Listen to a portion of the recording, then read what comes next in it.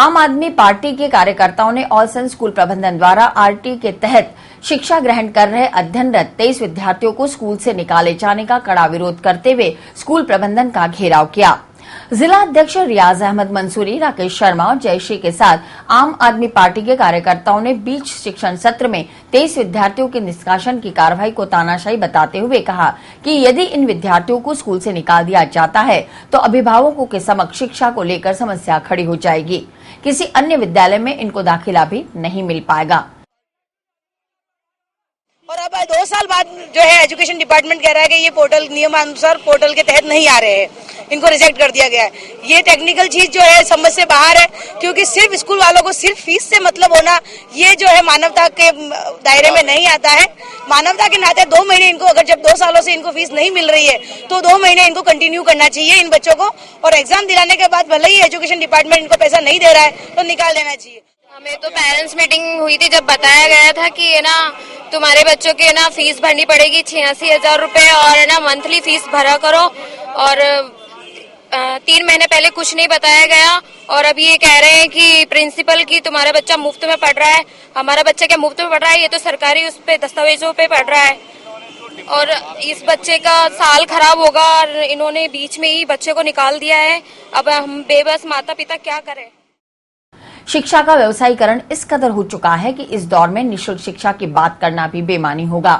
विद्यालय प्रशासक पीयूष कुमार ने बताया कि आरटीई के तहत प्रवेश प्राप्त करने वाले गरीब विद्यार्थियों को स्कूल प्रबंधन ने सिर्फ इसलिए बाहर का रास्ता दिखा दिया क्योंकि निःशुल्क शिक्षा के अधिकार के तहत सरकार ने स्कूल को पुनर्भरण राशि प्रदान नहीं की, जो कि अब तक प्रति छात्र लगभग 86,000 रुपए हो चुकी है। निःशुल्क शिक्षा कानून में स्पष्ट प्रावधान है कि आरटीई के अंतर्गत प्रवेश तो स्कूल को देना है और उसका पुनर्भरण समयबद्ध सीमा में शिक्षा विभाग को करना है। ये बराबर के दायित्व हैं, सिर्फ अकेला स्कूल नहीं है कि सिर्फ स्कूल को पढ़ाना है, समय से उसका पुनर्भरण भी शिक्षा विभाग का दायित्व है। जो रिपीटेडली कम से कम 100 विजिट्स वहां की हैं शिक्षा विभाग की कि आ रहा है, चल रहा है, आ रहा है होता रहा। साल भर बाद उन्होंने इनको रिजेक्ट लिस्ट में बिना कोई कारण बताए डाल दिया, जिसका आज तक कोई कारण पता नहीं है। उसके बाद भी हम फॉलो अप करते रहे। Chief secretary, principal secretary, education secretary, शिक्षा निदेशक, सबको हम लोगों की रजिस्टर्ड पोस्ट से कॉपीज गई हैं, सबको। कई लोगों को मिल लिए, किसी का कोई आज तक जवाब नहीं। उन आदेशों से असंतुष्ट होकर ये कोर्ट में गए कि साहब हमें रिजेक्ट कैसे कर दिया। इन्होंने जम के बहस की है, कोर्ट में अपना पक्ष रखा है। उसके बावजूद कोर्ट ने इनके के किसी भी मैटर को मेरिट पे उचित नहीं पाया। कोर्ट ने इनको रिलीफ देने से मना करते हुए इनके प्रकरण को रिजेक्ट कर दिया। अब जब सरकार आपको आरटी में नहीं मान रही, आपको कोर्ट ने कोई रिलीफ देने से मना कर दिया, स्कूल को 3.5 साल से पुनर्भरण नहीं जारी हुआ है, तो क्या मेरे ऊपर सारा दायित्व थोड़ी है स्कूल के ऊपर कि हम आगे आपको निःशुल्क पढ़ाते रहेंगे? और मैंने इनको 3 महीने का समय उसके बाद दिया है कोर्ट के ऑर्डर के बाद कि आप अपील में जाइए।